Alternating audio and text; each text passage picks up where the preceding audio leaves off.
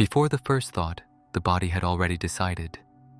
You were in a room, in a conversation, in an environment that seemed, in every visible way, completely normal. But at some point, before any analysis, before any exchanged words that could justify the feeling, something changed in the system. Your chest became slightly tighter, your shoulders lifted by a millimeter. Something in your breathing changed its rhythm. And you knew, not with your mind, but with your body, that something was not right. There was no articulable reason. There was no obvious event that explained the change. The conversation was still cordial. The environment still seemed safe. But the system had already registered something, and that registration had arrived before any thought about it had a chance to form. Most people who experience this learn over time to treat that signal with suspicion. I'm imagining things. There's nothing wrong, it's just in my head. I need to stop being so sensitive. What neuroscience reveals is that none of these interpretations is correct. That signal is not imagination. It is not hypersensitivity. It is a processing system operating exactly as it was designed to, faster than consciousness, more accurate in many contexts than deliberate analysis. Researcher Nalini Ambady spent decades investigating something she called thin slices of behavior. Working at Tufts University and later at Stanford, Ambady conducted a series of experiments that, when published, changed the way researchers understood the human capacity to read the social environment. The best-known experiment began with a simple question: how much exposure does a person need to form an accurate impression of someone else? Ambady showed participants video clips of university professors teaching their classes, with no audio. The clips lasted 30 seconds, 15 seconds, and 6 seconds. Based on these extremely brief exposures, participants rated the professor's effectiveness, competence, and level of confidence. Ambady then compared these ratings with the actual evaluations given by students who had spent an entire semester with those same professors. The correlation was surprisingly high, especially for the 6-second clips. In other experiments, Ambady showed that even briefer exposures, 2 seconds of silent video, were enough to produce above-chance judgments about personality traits and emotional states. What this reveals is that the nervous system is, at every moment, extracting and processing an amount of social information that goes far beyond what consciousness registers. It's not that people are making brilliant inferences from limited information. It's that the available information is far richer than the conscious mind realizes it is receiving. The system is simultaneously reading dozens of signals that consciousness does not identify as separate pieces of information. The speed at which the other person blinks, the millimeter by millimeter variation in the tension of the muscles around their eyes, the rhythm between one sentence and the next, including the silences and their qualities, the breathing pattern that changes when someone is about to say something they would rather not say, the way body weight is distributed when someone is genuinely at ease versus when they are making an effort to appear at ease. None of these signals is decisive on its own. Their combination, processed in parallel, outside the reach of conscious attention, produces an assessment. And that assessment arrives not as a thought. It arrives as a feeling, as the tightness in your chest that came before any words, as the slight discomfort that had no name but turned out to be right. But here is the question that completely transforms our understanding of this process. If the conscious mind did not receive these signals as information, if none of this was seen, heard, or perceived in an articulable way, how exactly did the nervous system process them? How can something that never reached consciousness produce such a clear response? The answer lies in a mechanism that Arne Öhman spent decades documenting, and that reveals that the nervous system has processing pathways that operate completely independently of consciousness. Arne Öhman was one of the most influential researchers at the Karolinska Institute in Sweden, and he devoted his career to a very specific question.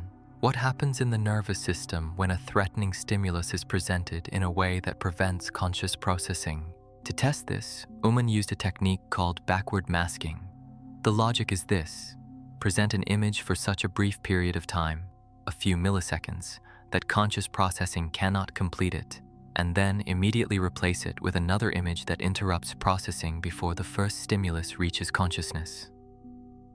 Using this technique, Öhman presented participants with faces showing anger or fear. The images were replaced too quickly to be consciously perceived. Participants reported not having seen anything relevant, but the body had reacted. Skin conductance, a physiological indicator of nervous system activation, showed a clear and measurable response. Threatening faces presented below the threshold of consciousness still produced physiological activation. The nervous system had detected the threat. It had generated a response, without the conscious mind knowing that anything had happened. What Öhman documented is that the threat detection system operates through a subcortical pathway, a pathway that connects sensory input directly to the amygdala, without passing through the cortex. This pathway is shorter, it is faster, and it processes exactly the kind of information that matters most from a survival perspective, emotional and threatening signals in the environment, with an efficiency that slower, more analytical cortical processing simply cannot match. In a real situation, this means that while the conscious mind is still processing what is happening in this situation, the autonomic nervous system has already received the signal, already assessed the level of threat, and already initiated the response. Researcher Beatrice de Gelder, who worked between Tilburg University and Harvard, arrived at this same conclusion through an even more revealing angle. De Gelder studied patients with damage to the primary visual cortex, a condition called cortical blindness. These patients have no conscious visual perception in the area of the visual field affected by the damage. They do not see, or more precisely, they report no conscious visual experience in that area. But when de Gelder presented these patients with images of human bodies in emotionally expressive postures of fear, anger, and joy, in an area of the visual field where they had no conscious visual awareness, something remarkable happened. The patients reacted, physiologically. Skin conductance, heart rate, orienting response, all showed that something had been detected and processed, not consciously, through subcortical pathways that process emotional information without the involvement of the conscious visual cortex. De Gelder called this phenomenon affective blindsight, the nervous system seeing, in a functional sense, detecting, processing, responding, without the conscious mind participating. And the implication she articulated is fundamental to what this video is exploring. In people without any neurological damage, the same pathways exist. Subcortical emotional detection is not an ability exclusive to people with damaged visual cortices. It is the standard operation of the nervous system, which uses these faster pathways as a first line of processing for any emotionally relevant information. Which means that in any social situation, any interaction, any environment containing other organisms, the nervous system is constantly scanning for emotional information through these subcortical pathways, producing assessments that reach the body as sensations long before they reach the mind as thoughts. Think about how this manifests in extremely specific and recognizable ways. You walk into a meeting. The agenda seems neutral. The people present are the same as always. But something about the configuration of the environment, perhaps the way two people positioned themselves relative to each other, perhaps a very brief exchange of glances before the meeting began, perhaps a different quality in the rhythm of their breathing, registered in the system as a signal. You do not know what registered, but your shoulders are slightly higher than they should be for an ordinary meeting. Or you are on a phone call with someone close to you. The words are right. The content of what is being said is calm. But something in the rhythm, the speed, the frequency of the voice, something the conscious mind did not isolate as something is different, reached the system as data. And at some point after the call, you realize that you are worried, without being able to identify any specific reason from the content of the conversation. If this pattern described something you have experienced, that feeling that your body knew first, this channel exists to name exactly what was happening. Subscribe so the next video will already be waiting for you. But there is something else that Öhman and de Gelder documented that most people do not consider when they think about why this system sometimes seems more reliable than conscious thought itself. Because it is not only that the body detects things first, it is that what it detects is not available to be questioned, revised, or edited by the desire to believe something different. The subcortical signal does not pass through the filter of hope, convenience, or preference, and that has a consequence that goes far beyond threat detection. John Bargh spent decades at Yale University investigating a question that, on the surface, seems simple, but has implications that extend into virtually every area of human behavior. How much of what we do, feel, and perceive is determined by processes that never reach conscious awareness? What his research documented over years of precise experiments is that the answer is far more than anyone might imagine. Bargh described what he called automatic behavioral activation. The central idea is this: the environment constantly sends signals, words, images, sounds, contextual configurations that activate response tendencies before any conscious process has a chance to intervene. In one of the most replicated experiments in social psychology, participants were exposed to words related to older adults, words such as retired, gray, wrinkle, in a way that they were unaware of the pattern. When they left the laboratory, they walked more slowly than participants who had not been exposed to the words. Not because they decided to walk more slowly, because the system had received a signal and adjusted behavior before consciousness knew that any signal had arrived. What Bargh is describing is the operation of the same system that Öhman and de Gelder mapped in threat-related contexts, but applied to everyday social behavior. The environment is constantly sending signals that the nervous system processes and responds to, and the vast majority of that processing happens outside conscious awareness. Not only in the context of acute threat, in the ordinary navigation of social environments. This has an implication that reveals something about why the body's signal is often more reliable than conscious evaluation. Conscious evaluation passes through filters, through the hope that someone is different from what the system registered, through the desire to avoid conflict, through the need to appear reasonable and not alarmist, through the belief that feeling something without articulable evidence is irrational. The subcortical signal passes through none of these filters. It registers what is present, not what the person would prefer to be present.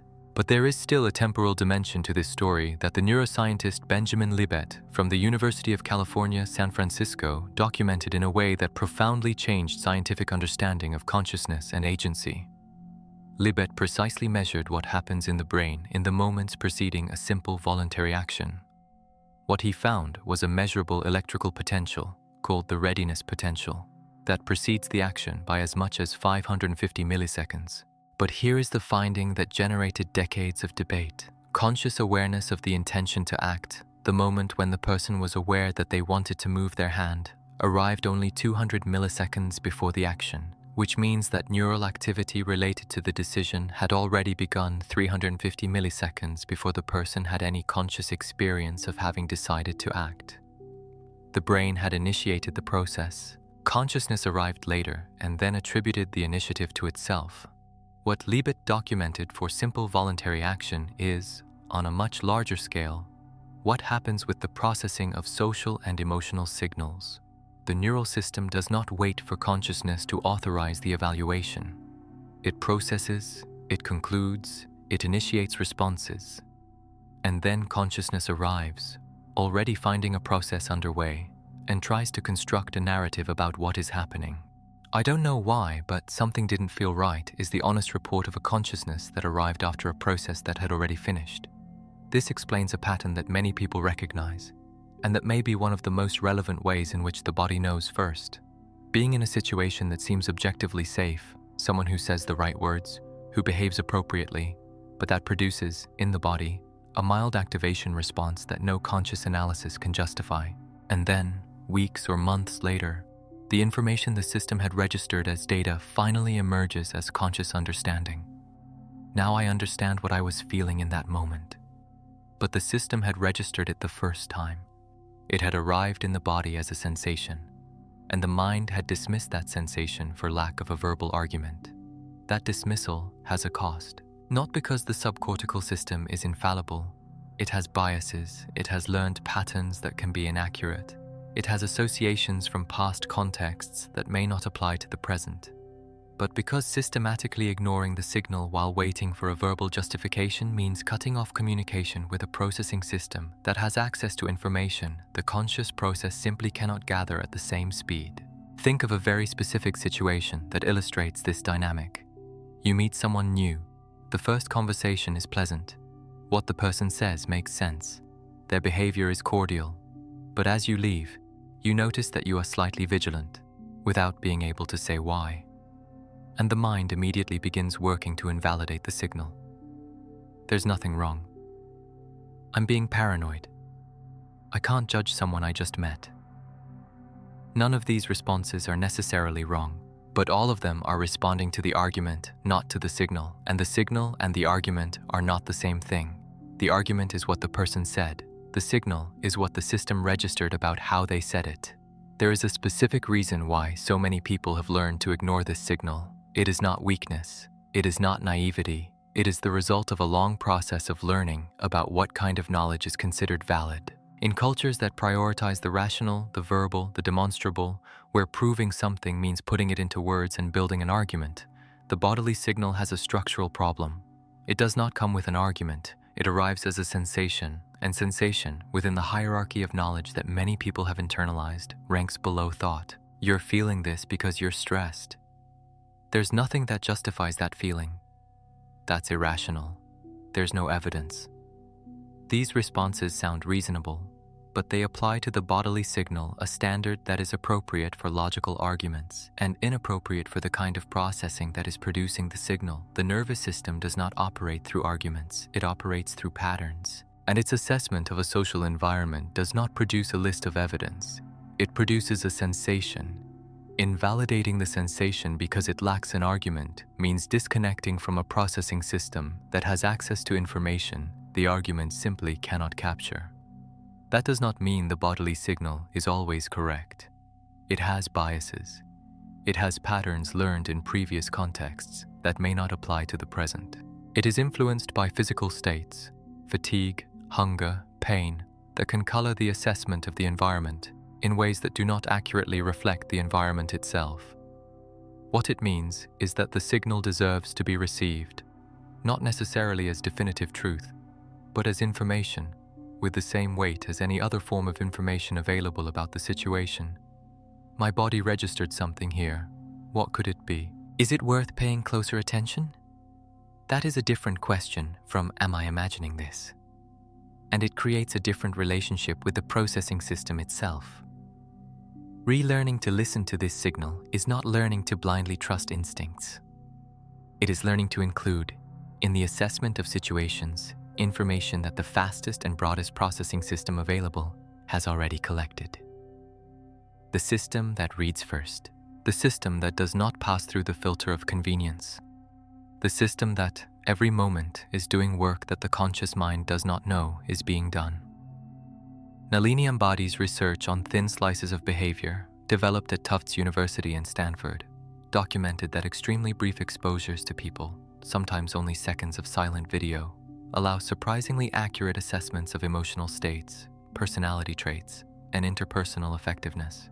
What this research reveals is that the nervous system is extracting and processing, moment by moment, a much greater amount of social information than the conscious mind registers as having received. Arne Öhman's research at the Karolinska Institute on subcortical threat detection documented, through backward masking experiments, that threatening stimuli presented below the threshold of consciousness still produce measurable physiological activation, including skin conductance and amygdala activation.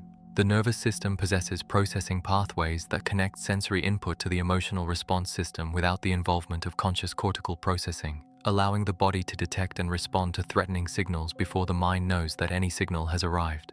Beatrice de Gelder's work between Tilburg University and Harvard on affective blindsight demonstrated that patients with cortical blindness respond physiologically to emotional body language presented in an area without conscious vision, demonstrating that subcortical emotional processing pathways operate independently of conscious visual processing.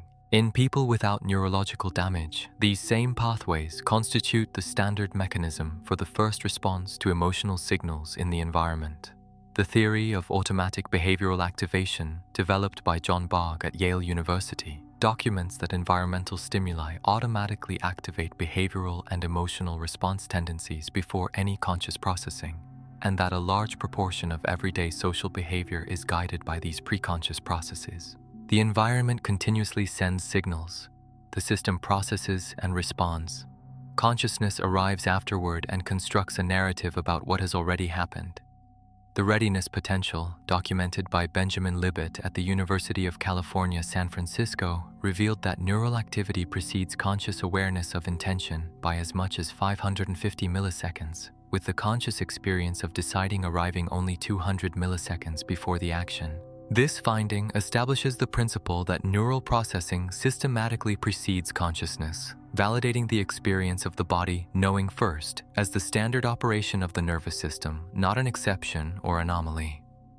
If any part of this video describes something you have experienced, that feeling that your body knew first, that you were registering something before you could name what it was, leave it in the comments. A situation, a word, a sentence. Because naming that experience for what it is, not irrationality, not hypersensitivity, but a processing system that is faster and broader than consciousness, changes the way you relate to what your own body communicates. But there is a question this video opens that goes beyond what the body detects in the present.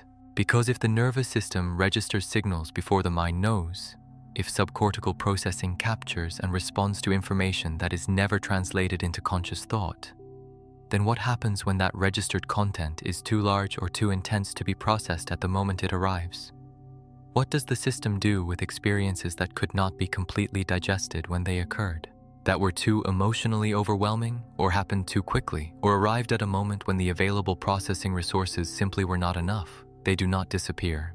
The system stores them, not as accessible memory, not as something you can remember and revisit, as something quieter and more persistent than that. How the body holds on to what the mind thought it had left behind, and how this unnamed, unlocated burden continues to influence the present long after the original event has passed. The next video opens exactly that door,